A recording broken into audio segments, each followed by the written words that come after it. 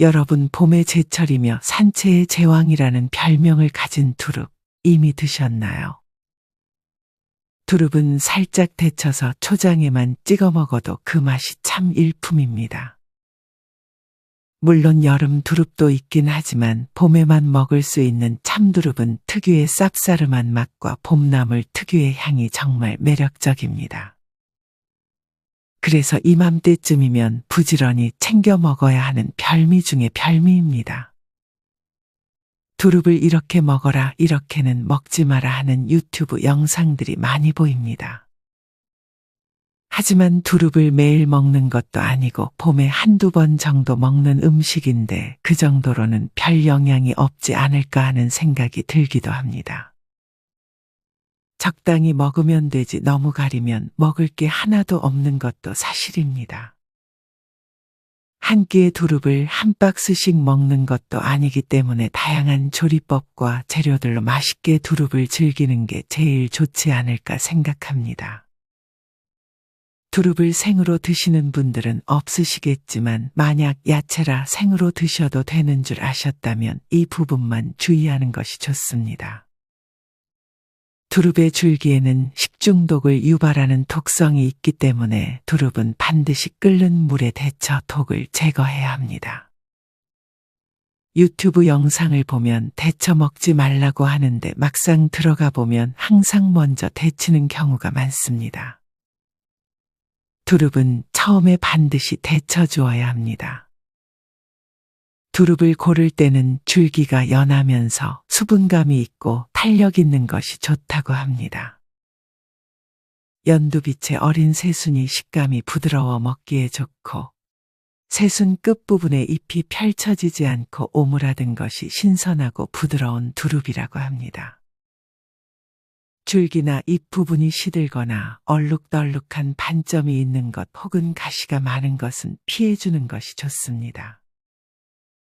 또한 새순 부분과 나무 껍질이 붙어 있는 부분은 길이가 비슷한 것이 좋고 나무 껍질이 지나치게 마른 것은 수확한 지 오랜 기간이 지난 것일 수도 있기 때문에 피하는 것이 좋습니다. 크기는 12에서 15cm 정도인 것이 가장 좋고 무게에 따라 등급이 달라지는데 50g 이상인 것이 가장 좋은 품질의 두릅이고 30에서 49g이 상품이고 20에서 29g이 중품, 20g이 되지 않는 것이 가장 하품이라고 합니다. 두릅은 나무에서 나는 위치에 따라 맛의 품질이 달라지기도 합니다. 나뭇가지 꼭대기에서 피는 초순일수록 부드럽고 연하기까지 해서 가격이 비싸지고 옆가지에서 따거나 초순이 아닌 두 번째 따는 옆순인 두벌순일수록 품질이 낮아져 가격이 싸게 유통된다고 합니다. 초순은 보통 부드럽고 두툼하고 두벌순이나 옆순일수록 가느다랗고 가시가 있습니다. 물론 모두 숙회로 먹을 수 있지만 길게 자란 것들은 장아찌로 담가 먹는 분들도 많습니다. 두릅은 재배된 두릅도 있고 야생 두릅도 있는데 야생 두릅의 경우 향과 맛이 더 뛰어나다고 알려져 있습니다. 두릅을 손질할 때는 두릅의 밑동 끝부분만 잘라내고 장가시나 나무 껍질이 붙어 있다면 모두 제거해준 후 물로 헹궈주면 됩니다. 섭취 전에는 물에 살짝만 데쳐준 후 찬물로 헹궈주면 됩니다. 조금 더 쓴맛이나 떫은 맛을 제거하고 싶다면 데친 상태로 물에 좀 더 오래 담가두면 좋습니다. 두릅은 시간이 흐를수록 딱딱해지고 맛 자체도 떨어지기 때문에 구입하고 바로 먹는 것이 가장 좋다고 합니다. 간단하고 맛있게 두릅 숙회를 먹을 수 있는 방법은 다음과 같습니다. 먼저 두릅을 세웠을 때 3분의 2가 잠길 정도의 물을 냄비에 담아 끓입니다. 끓는 물에 소금 반 큰술을 넣고 두릅 밑부분을 먼저 넣은 채 20초 정도 데쳐줍니다. 이는 밑동 부분이 두꺼워 잘 익지 않기 때문에 밑동을 먼저 익히기 위함입니다. 소금을 넣어주는 이유는 물에 소금을 조금 넣어야 비타민이 파괴되지 않고 초록빛이 선명하게 유지되기 때문이라고 합니다. 밑동을 먼저 데친 후 나머지 부분을 1분 정도 더 데쳐줍니다. 이렇게 데친 두릅은 차가운 물에 깨끗하게 헹구고 손으로 가볍게 물기를 짜주면 좋습니다. 데친 뒤에 바로 건져 차가운 물에 넣어 열기를 빼내야 식감뿐 아니라 색감도 살아납니다. 물은 차가울수록 특히나 얼음물이면 더 좋다고 합니다. 시중에 파는 초고추장에 찍어 먹어도 좋고 고추장 2큰술, 설탕 1큰술, 매실액 1큰술, 식초 2큰술, 다진 마늘 반큰술, 참기름 반큰술, 마지막으로 통깨를 넣어 초장을 직접 만들어 먹어도 맛이 아주 일품입니다. 초장뿐 아니라 두릅과 궁합이 맞는 음식으로 겨자즙을 꼽기도 합니다. 두릅에 겨자즙을 먹는 것이 비타민 파괴를 막는 최선의 방법이라고 하니 초장을 대신에 겨자즙에도 찍어 먹어 보시길 바랍니다. 두릅은 데쳐서 무침이나 전을 부쳐 먹어도 맛과 향이 살아있습니다. 두릅은 인삼의 대표 성분으로 흔히 알려진 사포닌이라는 성분을 가지고 있습니다. 이 사포닌 성분은 면역력을 강화시켜주고 피로회복, 혈당 조절과 혈관 건강에도 많은 도움을 줍니다. 또한 기침과 가래를 줄이는 효과도 있습니다. 사포닌은 혈당치를 낮추고 인슐린 분비를 촉진하기 때문에 당뇨병 치료에 쓰이기도 합니다. 이뿐 아니라 두릅에는 모발을 건강하게 만들어주는 성분과 비타민C가 있어 탈모를 예방하는 데도 도움을 줍니다. 게다가 만약 숙면을 잘 취하지 못한다면 두릅의 특유의 향이 정신을 맑게 하고 잠을 편안하게 자도록 도움을 주는 효과도 있다고 알려져 있습니다. 특유의 은은한 향과 쌉싸름한 맛을 가진 두릅은 봄 두릅은 금, 가을 두릅은 은이라는 속담이 있을 정도로 영양이 높다고 알려져 있습니다. 두릅에는 사포닌 성분뿐 아니라 퀘르세틴, 캠페롤, 하이페로사이드 등의 플라보노이드 성분이 풍부해서 항산화 및 몸의 염증을 줄여주고 항암 작용에도 도움을 준다고 합니다. 퀘르세틴은 체내 활성산소를 제거하는 항산화 및 항암 효능이 매우 강한 성분으로 알려져 있습니다. 캠페롤은 국내 연구팀에 의해 피부 염증으로부터 야기되는 진피층 손상을 조절할 수 있는 항염증 효능이 밝혀지기도 했습니다. 이는 곧 식품과학 분야 국제학술지인 뉴트리언츠에 실리기도 했을 정도로 검증된 내용입니다. 추가로 로즈잎에 풍부하다고 알려진 하이페로사이드는 노후의 관절 건강과 연관되어 있다고 알려져 있으며 건강 기능성을 인정받은 성분입니다. 또한 두릅은 100g당 20칼로리 정도로 다이어트에도 도움이 되는 음식입니다. 지방이 많이 함유된 음식을 먹거나 운동을 평소에 잘하지 않아 혈액 속에 지방이 많이 낀 경우에 두릅을 먹으면 좋습니다. 농촌진흥청이 발표한 자료에 따르면 두릅에는 뼈와 관절 건강에 이로운 비타민 K가 냉이의 1.5배, 달래의 3.5배나 많이 들어있다고 합니다. 앞서도 언급했듯 두릅을 자주 먹는 것도 아니고 한 번 먹을 때 박스째로 먹는 것이 아니기 때문에 어떻게 먹든 생으로 먹지만 않는다면 크게 관계없지만 그래도 주의해야 할 점을 몇 가지 알려드리겠습니다. 특히나 두릅과 관련된 영상들을 보신 분들은 이미 아시겠지만 두릅은 통풍이 있는 사람들은 피해주는 것이 좋습니다. 체내의 요산을 늘리는 퓨린이 많이 든 음식을 먹으면 통풍에 악영향을 끼칠 수 있는데 두릅은 퓨린 함량이 높습니다. 단백질의 일종인 퓨린은 주로 동물성 음식에 많이 들어있지만 두릅과 더불어 아스파라거스와 시금치는 통풍 환자들은 피해주는 것이 좋습니다. 한양대 병원 류마티스내과의 전재범 교수님은 통풍으로 통증이 생기는 것을 통증 발작이라 부르는데, 이 발작의 특징은 압력을 줄 때는 물론 만지기만 해도 견디지 못할 정도로 심한 통증이 느껴지며, 엄지발가락에 생겼다면 아예 걷기가 어려울 정도로 고통스럽다고 말씀하셨습니다. 그렇기 때문에 통풍의 증상이 더 심해지는 것을 피하기 위해서라도 두릅은 가급적 섭취를 피해주는 것이 좋습니다. 만약 과하게 드시지는 않는다면 많은 전문가들이 통풍에 좋은 두부와 함께 먹는 것을 권장합니다. 두부에는 불포화지방산이 풍부한데, 이런 불포화지방산은 콜레스테롤 수치를 조절하고 혈액순환을 원활하게 하는 데 도움을 준다고 합니다. 또한 두릅에 함유된 비타민 K가 두부의 풍부한 칼슘을 뼈에 잘 흡수시켜 주도록 도와주며 뼈에서 칼슘이 빠져나가는 것을 방지해 준다고 합니다. 두부와 함께 먹는 방법으로는 데친 두릅을 노릇노릇하게 지진 두부와 같이 먹을 수도 있고, 두릅과 두부를 함께 볶아 먹어줘도 좋습니다. 특히나 데친 두릅을 잘게 썰어서 기름에 볶아준다면 그냥 데쳐서 먹을 때보다 두릅에 들어있는 많은 영양소들을 더 잘 흡수할 수 있다고 합니다. 두릅은 소고기와도 좋은 궁합을 자랑합니다. 이 둘을 같이 먹으면 맛은 물론 영양학적으로 궁합이 잘 맞습니다.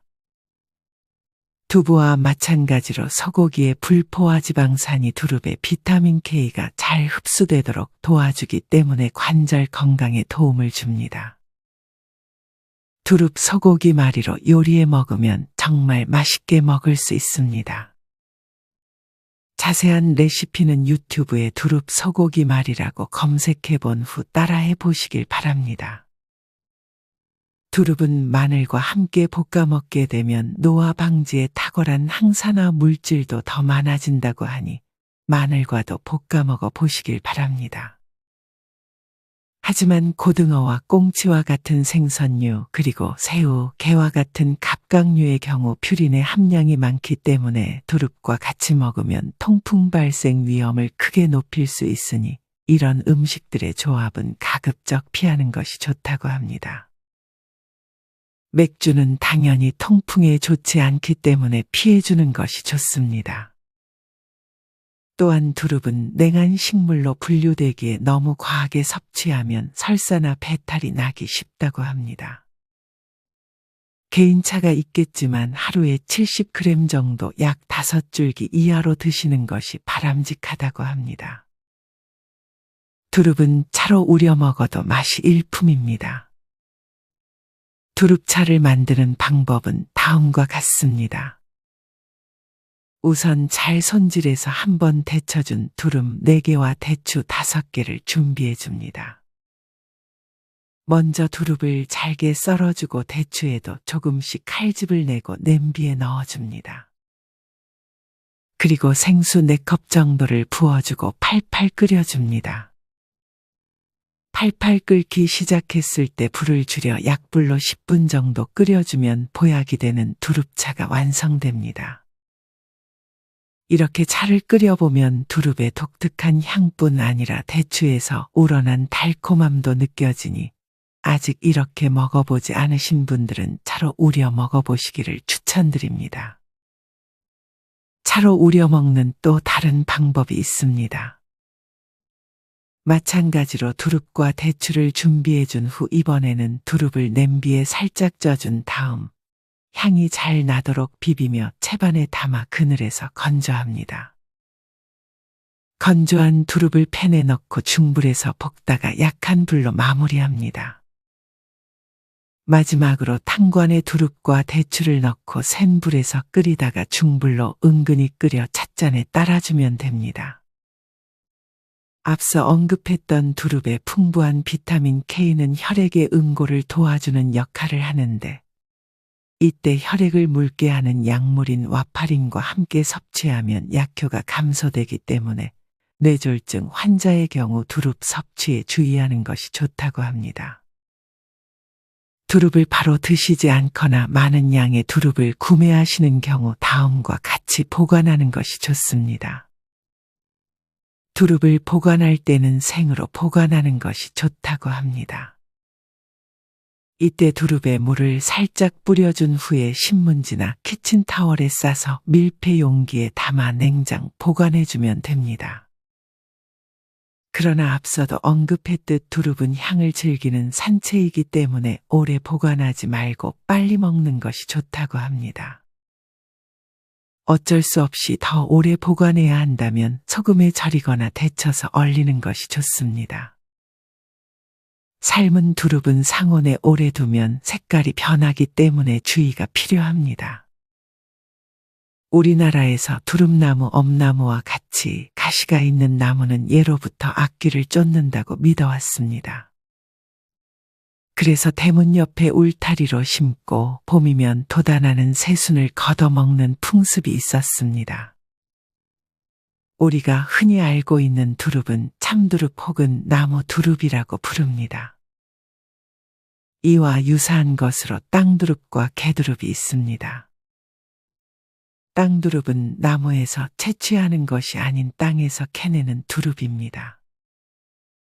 땅두릅은 일반적으로 가시가 없이 잔털이 있고 150cm 정도 자라며 속은 비어 있기 때문에 딱딱하지 않습니다.